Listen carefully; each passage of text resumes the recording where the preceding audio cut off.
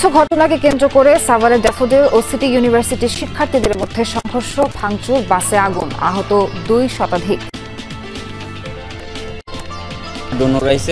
ওরা হচ্ছে গিয়ে ছাত্রদের পজিশন দেখছে যে কে কোথায় আছে, ওটা দেখার পর ওরা একবারে সবাই হঠাৎ করে আক্রমণ করে। প্রশাসনকে আমরা সারা রাত ফোন দিছি, শুনছি আর কি আসছে হচ্ছে আপনার এই যে কি বলে ব্রাক ইউনিভার্সিটির সামনে আসছে, এখান থেকে চলে গেছে।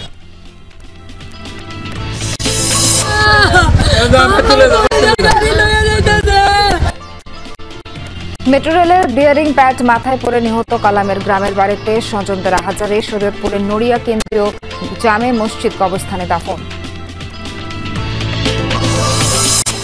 চুয়াডাঙ্গায় খাদ্য গুদামে ধান চাল ক্রয়ে ব্যাপক অনিয়মের অভিযোগ, শস্য দিতে পারেননি তালিকাভুক্ত কৃষকরা।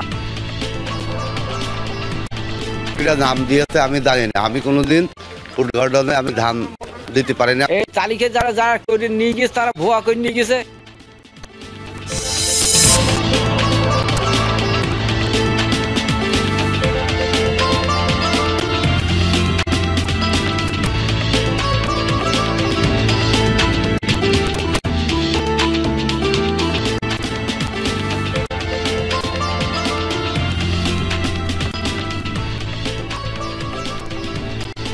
আমন্ত্রণ সংবাদ সারাদেশে। এতক্ষণ শিরোনাম দেখছিলেন, পুরো খবর জানাবো নাবিলা সোহার।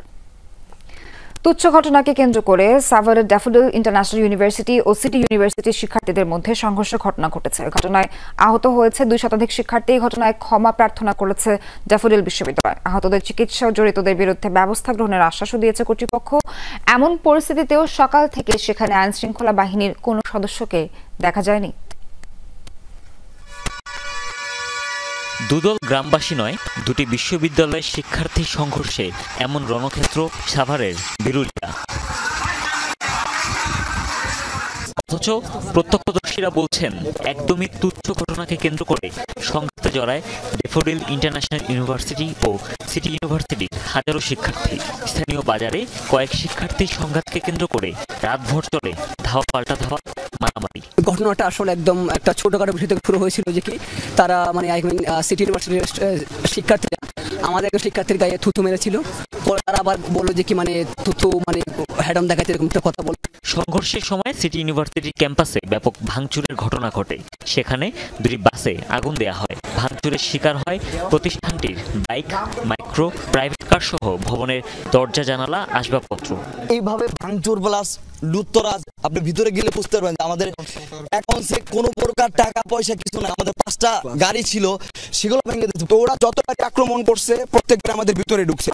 ভাবে হচ্ছে হামলা করলো আমাদের নারী শিক্ষার্থীদের যে হল আছে, ওরা প্রথমে হচ্ছে মূল ফটকের দিকে যায়, তারপরে হচ্ছে আমাদের নারী শিক্ষার্থীদের যে গেটটা আছে ওরা হচ্ছে ওখানে হামলা করে। এই ঘটনায় আহত হয় 2 শতাধিক শিক্ষার্থী। ক্যাম্পাসে ভাঙচুরের প্রতিবাদে সকালে সড়ক অবরোধ করে সিটি ইউনিভার্সিটির শিক্ষার্থীরা। এতে সমস্যায় পড়েন গার্মেন্টস কর্মী সহ ওই পথে চলাচলকারীরা। আমাদের প্রায় 200 প্লাস ভাইরা আহত হয়েছে প্রচুর পরিমাণে। এদিকে সংঘর্ষের 10 ঘন্টারও বেশি সময় ধরে আইন শৃঙ্খলা বাহিনীর কোনো সদস্যকে ঘটনাস্থলে দেখা যায়নি। এ নিয়ে ক্ষুব্ধ স্থানীয়রাও। বিবাদের সমাধানে 2 বিশ্ববিদ্যালয় কর্তৃপক্ষই আলোচনা করছেন। এ ঘটনায় ক্ষমা প্রার্থনা করেছে ড্যাফোডিল বিশ্ববিদ্যালয়।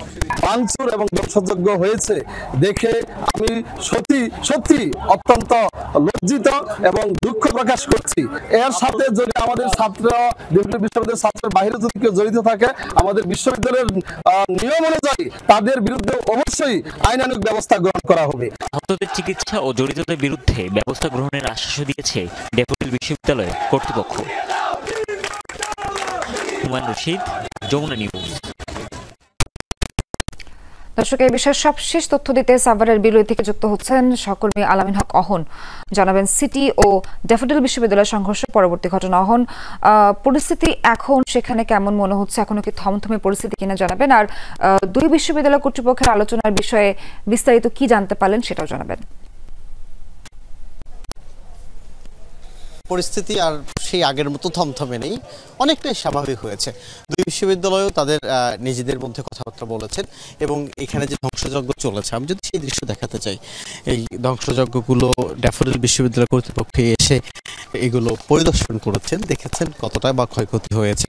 যদিও এখনো সেই ক্ষয়ক্ষতি নিরূপণ করা হয়নি, আশ্বাস দিয়েছেন যে এই ক্ষয়ক্ষতি যা হয়েছে বিশ্ববিদ্যালয় কর্তৃপক্ষ নিশ্চয়ই সিটি ইউনিভার্সিটিকে সেগুলো ক্ষতিপূরণ দেওয়ার চেষ্টা করবেন এবং ক্ষমা চেয়েছেন, নিঃশর্ত ক্ষমা। একই সঙ্গে যারা এই ঘটনার সঙ্গে জড়িত ড্যাফোডিল বিশ্ববিদ্যালয়ের যেসব শিক্ষার্থী, তাদের বিরুদ্ধে ব্যবস্থা নেবে বিশ্ববিদ্যালয়ের আইন অনুযায়ী, তারা ব্যবস্থা নেবেন। এবং যদি শেষ পর্যন্ত আমরা শুনেছি যদি মামলা হয়ে যায়, অর্থাৎ বিশেষ করে এই সমঝোতায় যদি তারা না আসতে পারে, ক্ষতিপূরণের বিষয়টি যদি শেষ পর্যন্ত ঠিকঠাক না হয়, তাহলে হয়তো মামলা হবে। তখন দেশের প্রচলিত আইন অনুযায়ী যে ব্যবস্থা নেওয়ার কথা সেটাও জানিয়েছে। এবং আপনি জেনে থাকবেন গতকাল রাতের যে ঘটনা, সেটির জের এখনো রয়েছে। এই যে ক্যাম্পাসটি আপনি দেখছেন, এটি আমার সামনে 4 তলা বিশিষ্ট একটি ভবন। এই ভবনের যে গ্লাসগুলো আছে সেগুলো ভেঙে ফেলা হয়েছে। এর পাশেই তো শিক্ষার্থীদের আবাসিক ভবন, সেই আবাসিক ভবনের শিক্ষার্থীরা ভয়ে তটস্থ হয়ে যান এবং অনেক নারী শিক্ষার্থী আমাদেরকে জানাচ্ছিলেন তারা ঠিকঠাক রাতের খাবারও খেতে পারেনি ঘুমানোর আগে, এবং আজকে সকালবেলা বের হয়ে যে তারা সামনের দোকানপাটে যাবেন সেই অবস্থাও ছিল না, ভয়ে ছিলেন। অনেকেই তাদের সেই ভবনটি ছেড়ে দিয়ে বাসায় যাওয়ার চেষ্টা করছেন, যেহেতু ক্লাস পরীক্ষা কবে হবে এমন ধ্বংসযোগ্য অবস্থায় সেটি তারা জানেন না, যে কারণে অনেকেই বাসায় ফিরছেন। এবং একই সঙ্গে ড্যাফোডিল বিশ্ববিদ্যালয়ের যে শিক্ষার্থীরা, তারাও আমরা দেখছিলাম বিচ্ছিন্নভাবে বেশ কয়েকটি জায়গায় অবস্থান করছেন। এইসব শিক্ষার্থী কিভাবে হাতে অস্ত্র পেল সেই প্রশ্ন উঠেছে। বিশেষ করে সিটি ইউনিভার্সিটির শিক্ষার্থীরা আমাদের কাছে জানাচ্ছিলেন তাদের হাতে অস্ত্র ছিল, ককটেল ছিল, আগুন ধরিয়ে দেওয়ার ক্ষেত্রে তারা নানান বিস্ফোরক দ্রব্য ব্যবহার করেছেন। একই সঙ্গে তারাও দাবি করছিলেন যে তারা একেবারে প্রস্তুতি নিয়ে এসেছিলেন, পূর্ব পরিকল্পিতভাবে এই হামলার ঘটনা ঘটানো হয়েছে, যে কারণে শিক্ষার্থীরা এখনো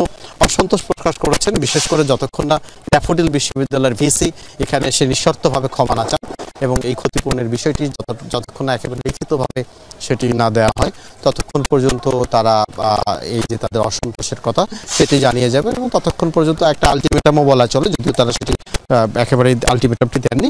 তারা বলছিলেন যে এটি নিশ্চয়ই একটা সুরাহা হবে।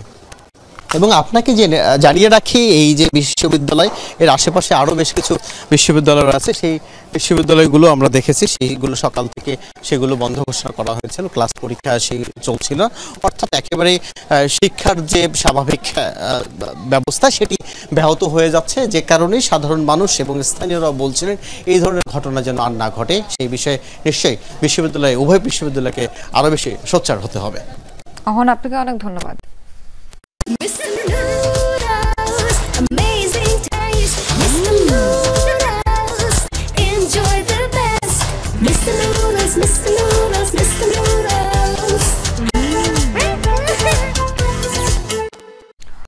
নোয়াখালী সোনাইমুড়িতে এক মাদ্রাসা ছাত্রকে হত্যা করা হয়েছে। ঘটনায় অভিযুক্ত এক ছাত্রকে আটক করেছে পুলিশ। গত রাত 2:30টার দিকে উপজেলার বাটরা আল মাদ্রাসাতুল ইসলামিয়া মাহফুনুল উলুম মাদ্রাসায় এই ঘটনা ঘটে।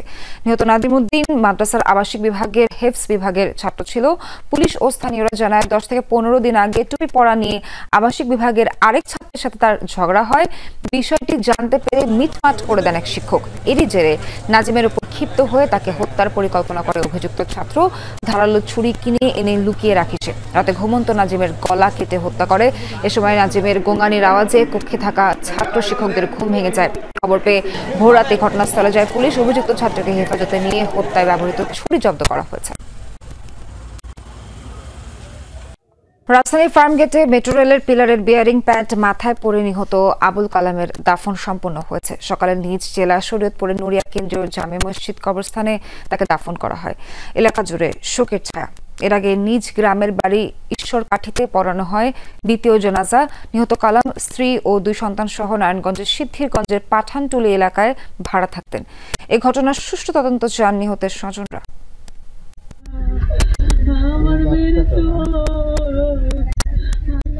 নিশ্চুপ এ চাহনিতে এখন একটাই প্রশ্ন, বাবা কই? বাড়ি ফেরার কথা ছিল একরাশ আনন্দ আর ট্রাভেল এজেন্সি ব্যবসার সফলতার গল্প নিয়ে। আবুল কালাম ফিরেছেন ঠিকই, কিন্তু কফিন বন্দী হয়ে। শরীয়তপুরের ঈশ্বরকাঠিতে শোকের ছায়া। জীবনসঙ্গীকে হারিয়ে 2 সন্তানকে নিয়ে দিশেহারা হয়ে পড়েছেন কালামের স্ত্রী। রাজধানীতে মেট্রো রেলের পিলারের বিয়ারিং প্যাড মাথায় পড়ে নিহত কালামকে শেষ বিদায় জানাতে সকাল থেকে বাড়িতে স্বজন প্রতিবেশীদের ভিড়। তার এমন মৃত্যু মেনে নিতে পারছেন না কেউই। যখন ওদের মসজিদ উঠবো তখন তো বলবো, বাবা কোথায়, ডেডি কোথায়, আসে না কেন, বাবা কোথায়, তুমি আসো না কেন। এখনো তো ওদের ওই বুঝায় নাই যে বাবা গেছে কোথায়, বাবা যান নাই। ও তো আমার ছোট ভাই না, আমার সন্তানের মতো ছিল। তোর বাবা সন্তানের পক্ষে কি বলতে পারে বলেন। দ্বিতীয় জানাজা শেষে নড়িয়া কেন্দ্রীয় জামে মসজিদ কবরস্থানে তাকে দাফন করা হয়। এর আগে রোববার রাতে নারায়ণগঞ্জের সিদ্ধিরগঞ্জের নতুন আইলপাড়া বায়তুল ফালাহ জামে মসজিদে প্রথম জানাজা হয়। এইভাবে যাকে বিদায় দিব, এইভাবে যে আসবে এটা তো ভাবতে পারি নাই, আর বলাও ছিল না। তো এই যাত্রা খুব বেদনাদায়ক। যারা এটার দায়িত্বে আছেন তারা যদি এটা সবসময় তদারকি করতেন বা দেখভাল করতেন, এই ধরনের দুর্ঘটনা তো আছে। রোববার দুপুরে রাজধানীর ফার্মগেটে কৃষিবিদ ইনস্টিটিউটের ফুটপাত ধরে হাঁটছিলেন ব্যবসায়ী কালাম। হঠাৎই বিকট শব্দে তার মাথার উপর পড়ে মেট্রো রেলের পিলারের বিয়ারিং প্যাড। ঘটনাস্থলেই মারা যান তিনি। আবুল কালাম তার স্ত্রী ও 2 সন্তান সহ নারায়ণগঞ্জের সিদ্ধিরগঞ্জের পাঠানটুলি এলাকায় ভাড়া থাকতেন। জারিন অর্নি, যমুনা নিউজ। তালিকায় চাষিদের নাম থাকলেও খাদ্য গুদামে বিক্রি করেননি 1 ছটাক ধান। তারা জানেনও না কে বা কারা তাদের নাম ব্যবহার করে ধান সরবরাহ করেছেন। চাল বিক্রির সময় মিলারদের কাছ থেকে আদায় করা হয়েছে কেজিতে 30 পয়সা হারে কমিশন। অনেকটা ওপেন সিক্রেটে এমন অনিয়ম দুর্নীতির সাথে জড়িয়ে রয়েছে খাদ্য গুদামের কর্মকর্তারা। চুয়াডাঙ্গার জীবননগর উপজেলার খাদ্য গুদামের অনিয়মের চিত্র তুলে এনেছেন সহকর্মী জিসান আহমেদ। গত 30 এপ্রিল থেকে শুরু হয়ে ধান চাল সংগ্রহ অভিযান চলে 15ই আগস্ট পর্যন্ত। এই সময়ে চুয়াডাঙ্গার জীবননগর খাদ্য গুদামে সংগ্রহ করা হয় 507 মেট্রিক টন ধান এবং 9603 টন চাল। কাগজ কলমে বলা হয় 171 জন প্রান্তিক চাষি ধানের যোগান দেয়, তবে মাঠের চিত্র বলছে অন্য কথা। উপজেলার 125 জন বড় চাষির তালিকা প্রস্তুতের পর খাদ্য অফিসে পাঠায় কৃষি অফিস। নিয়ম রয়েছে তাদের অগ্রাধিকার দিয়েই বাড়ানো যেতে পারে চাষির সংখ্যা। অভিযোগ উঠেছে কৃষি বিভাগের তালিকার চাষিদের বড় অংশই গুদামে ধান সরবরাহ করেননি, এমনকি অনেকে ধান চাষই করেননি। এবার এটা নাম দিয়েছে আমি জানি না, আমি কোনোদিন ফুড গার্ডেনে আমি ধান দিতে পারি না। ওখানে নাম কিভাবে গেল আমি সঠিক জানি না। না এই বছরে আমি বেশি আমি এটা বলতে পারি না। চাষিদের অভিযোগ বিপুল পরিমাণ ধান সংগ্রহ হয়েছে হাতে গোনা কয়েকজন মধ্যস্বত্বভোগীদের মাধ্যমে। এই তালিকা যারা করে নিয়ে গেছে তারা ভুয়া করে নিয়ে গেছে, রিজেক্ট করে দেওয়া কোনো বিষয়ই নাই তাদের কাছে, যে ধানটা চলবে না। শুধু তাই নয়, মিলারদের কাছ থেকেও চাল কেনার সময় কেজি প্রতি বসানো হয়েছে 30 পয়সা হারে কমিশন। রাজি না হলে হয়রানির অভিযোগও রয়েছে। আমাদের উপর অনেক আসে যে মাল না দিলে, কিছু খরচাকাছি না দিলে বিভিন্ন ঝামেলা হয় মাল দেওয়া, এটা আমি 30 পয়সাই ধরে। আমাদের তেমন কিছু নেয় না, আমাদের যা একটু খুশি দিয়ে খুশি করে যা দিই তাই নেয়। এসব অভিযোগ খাদ্য গুদামের ভারপ্রাপ্ত কর্মকর্তা জসিম উদ্দিনের বিরুদ্ধে। সম্প্রতি তিনি পদোন্নতি পেয়ে যশোরে বদলি হয়েছেন। মুঠোফোনে প্রশ্ন শোনার পর মোবাইল ফোন বন্ধ করে দেন জসিম উদ্দিন। আপনার সময় তো বড় রিয়াটা হয়েছিল ওই যে সংগ্রহ অভিযান, ওই সময় তো আমাদের মোট 171 জন কৃষকের কাছ থেকে ধান ক্রয় করেছিলেন না? এ ঘটনার ব্যাখ্যা দিতে রাজি নন জেলা খাদ্য কর্মকর্তাও, তবে বিষয়টি খতিয়ে দেখার আশ্বাস জেলা প্রশাসনের।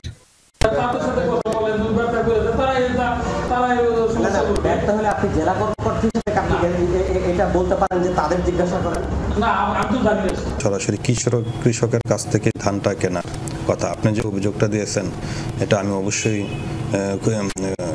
তলিয়ে দেখব। কৃষকদের জিম্মি এবং মিলারদের হয়রানি এই খাদ্য গুদামে নতুন কোনো অভিযোগ নয়, তবে গত বছরে যা হয়েছে সেটি অনেকেই বলছেন নজিরবিহীন। তাই এসব অভিযোগের সুষ্ঠু তদন্তের দাবি করেছেন মিলার এবং চাষিরা। জিসান আহমেদ, যমুনা নিউজ, চুয়াডাঙ্গা। উচ্ছেদ অভিযানের প্রতিবাদে ব্রাহ্মণবাড়িয়া শহরে অনির্দিষ্টকালের জন্য ওষুধের দোকান বন্ধ রাখার ঘোষণা দিয়েছেন ব্যবসায়ীদের একাংশ। সকাল থেকে শহরে এই কর্মসূচি শুরু হয়। ব্রাহ্মণবাড়িয়ার কেমিস্ট অ্যান্ড ড্রাগিস্ট সমিতি পৌর শাখার সভাপতি নুরে আলম সিদ্দিকী জানান, 1983 সাল থেকে ব্রাহ্মণবাড়িয়া মহিলা কলেজের আশপাশের দোকানগুলো তাদের ভাড়া নেয়। নিয়মিত ভাড়াও দিচ্ছেন তারা, তবুও অবৈধ আখ্যা দিয়ে উচ্ছেদের চেষ্টা চলছে। অবিলম্বে এই উচ্ছেদ অভিযান বন্ধ ও ক্ষতিগ্রস্ত ব্যবসায়ীদের ন্যায়সঙ্গত দাবি সমাধানের প্রতিশ্রুতি চান ব্যবসায়ীরা। অবস্থান কর্মসূচি পালন করার ঘোষণা দেন তারা। তবে টি রোড, কালীবাড়ি, স্টেশন রোড, কাউতুলি এলাকার বেশিরভাগ ওষুধের দোকান খোলা রয়েছে। এর আগে গত কয়েকদিন ধরে জেলার সরকারি মহিলা কলেজের সামনে অবৈধ দোকান উচ্ছেদের দাবিতে বিক্ষোভ কর্মসূচি পালন করে শিক্ষার্থীরা। কিশোরগঞ্জের ভৈরব উপজেলাকে জেলায় উন্নীত করার দাবিতে রেলপথ অবরোধ করে বিক্ষোভ করেছেন স্থানীয়রা। সকাল 10টা থেকে ভৈরব রেলওয়ে জংশন এলাকায় রেল লাইনে অবস্থান নেন বিক্ষোভকারীরা। কর্মসূচি চলে দুপুর 12টা পর্যন্ত। এ সময় আজকে পরে ঢাকাগামী উপকূল এক্সপ্রেস। ভোগান্তিতে পড়েন যাত্রীরা। এ সময় বিক্ষোভ মিছিল করে ছাত্র জনতা ভৈরবকে জেলায় উন্নীত করার জোর দাবি জানান তারা। এছাড়া অবরোধের কারণে ওই সময় শিডিউল থাকা বেশ কয়েকটি ট্রেন ছেড়ে আসতে বিলম্ব হয়।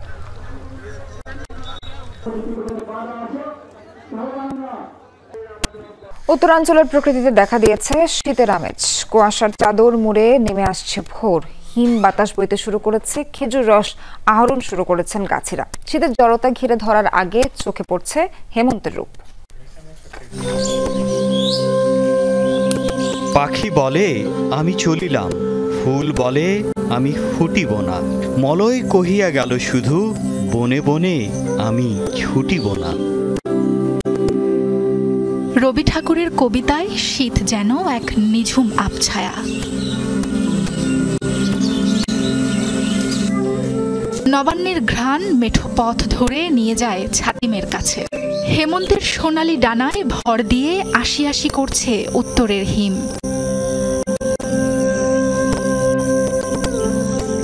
পঞ্জিকা মেনে শীত আসতে এখনো ঢের বাকি, কিন্তু প্রকৃতিতে শীতের আমেজ ছড়িয়ে পড়েছে এখনই। কুয়াশার চাদরে ঢেকে গেছে বনলতা সেনের শহর। দিনের শুরুতে পরশ বুলিয়ে যাচ্ছে শীতল হাওয়া। রোদের তেজ কমে তির্যক মিঠে আলো গ্রাম বাংলার পথে ঘাটে।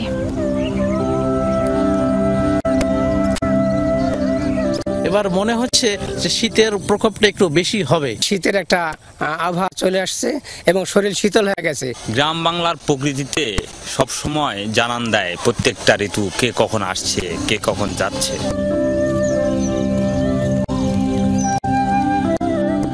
ঝরা শিউলির সুবাস, নিস্তরঙ্গ জলে ভাসা শাপলা, সবই যেন পটে আঁকা ছবি। প্রকৃতি জুড়ে কেবলই কাব্যিক কার্তিকের কথন। শীত মানেই হলো নতুন ধান, নতুন চাল, চালের পিঠা, খেজুর রস, খেজুর গুড়, সবকিছু মিলে একটা অন্যরকম আনন্দ বাংলার ঘরে ঘরে। সুন্দর ঠান্ডা আবহাওয়া চলে আসছে। এখন সকালে একটু শীত শীত লাগে, কুয়াশা পড়তেছে। সামনে অঘ্রাণ মাস, ফসল পানি উঠবে। প্রকৃতির অজস্র গল্পগাথা এই মৌসুম জুড়ে। ধীর পায়ে আসা এই জড়তা আবারও আড়মোড়া ভাঙবে ঋতু বদলের পালায়। তার আগে রেখে যাবে এক রাশ শীতল পরশ।